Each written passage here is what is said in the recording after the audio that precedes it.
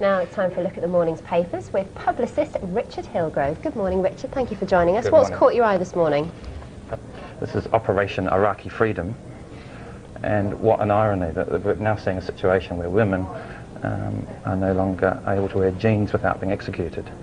So the actual role of this exercise is quite the opposite. I think it's shameful for Bush. The thing is with Iraq, it does rumble on, and it takes something like this to actually get back on the front pages, doesn't it? It does, but I suppose in many ways it's not going to come off the front pages. No one knows what to do now. All we know now is we made a very big mistake in going in there in the first place. And it becomes more and more of the legacy that Tony Blair wishes he wasn't leaving. He's good at ducking and diving, but and it hasn't really stuck to him. But certainly Bush is taking a lot of the flak. Mm. Now, the Daily Mail. David Cameron's just been on breakfast defending the use of the word tosser in an advert. I mean, lots of emails coming to the BBC actually saying, stop being so prudish, you know, tosser is a word that is widely used, and give them a break, basically.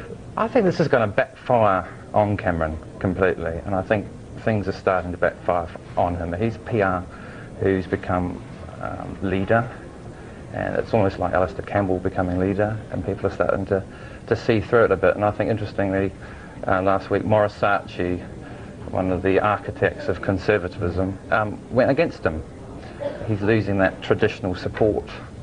Cameron's going to be like flapping in the wind a bit on this, I think. And what do you think about this particular campaign? Do you think it's misjudged? I think it's pointless, to be honest. I think it's PR spin out of control. It's shock value, though, isn't it? And if you want to get the message across, perhaps that's what you have to do. True, but I think ultimately they're going to be left with this use of the word toss is certainly going to come back. Quite interesting publicist talking about PR spin, isn't it?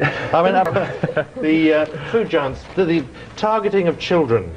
It's all about the PR and how you lot get at us this morning, isn't it? I shouldn't talk about this because I work with a lot of the bigger corporates, but I've got a 3.5-year-old son, and it appalls me and my wife to see that, despite the fact there'll be a television ban on advertising from January next year, the big companies are still, taking every tactic they can find, whether they're sponsoring Wayne Rooney's website, whether it, But isn't it up to parents, though, to say, no, I'm not going to buy you sweets and chocolate?